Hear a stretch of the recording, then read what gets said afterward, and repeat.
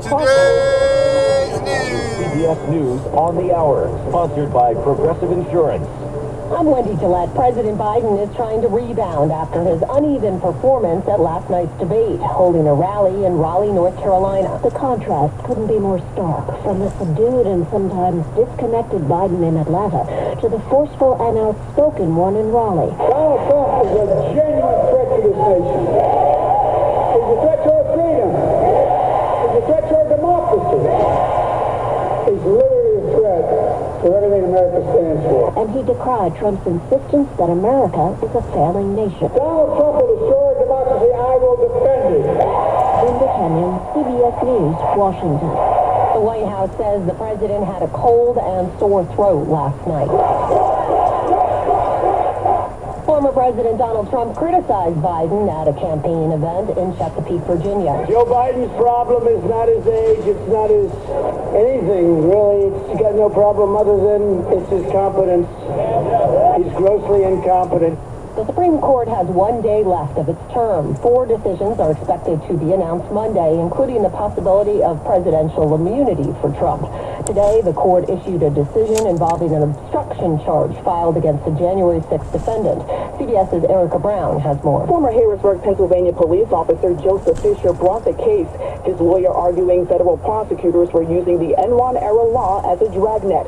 The top House Republican voiced approval of the ruling. Effectively, the court agrees that a number of the defendants in the January 6th proceedings have been overcharged. Attorney General Merrick Garland expressed disappointment and pointed out in a statement the vast majority of the more than 1,400 defendants will not be affected by this decision.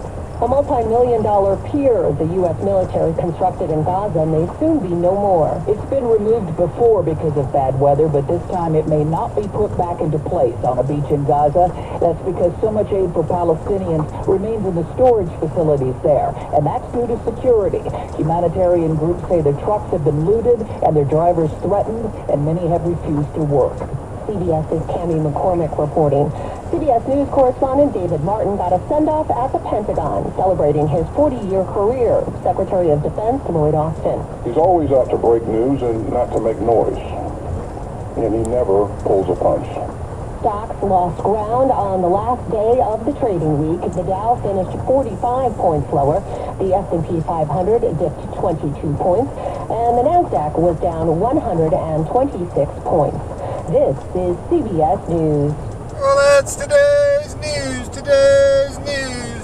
I didn't hear any good news, did you? I didn't think so. I guess it's all about perspective. The glass is half full. Well, as always, I'd like to thank you again for coming along with me on these Dash Cam News adventures. You know the drill. Peace, love, and all that hippie jazz. Bye-bye, everybody. It's 72 degrees on the San Mateo Bridge.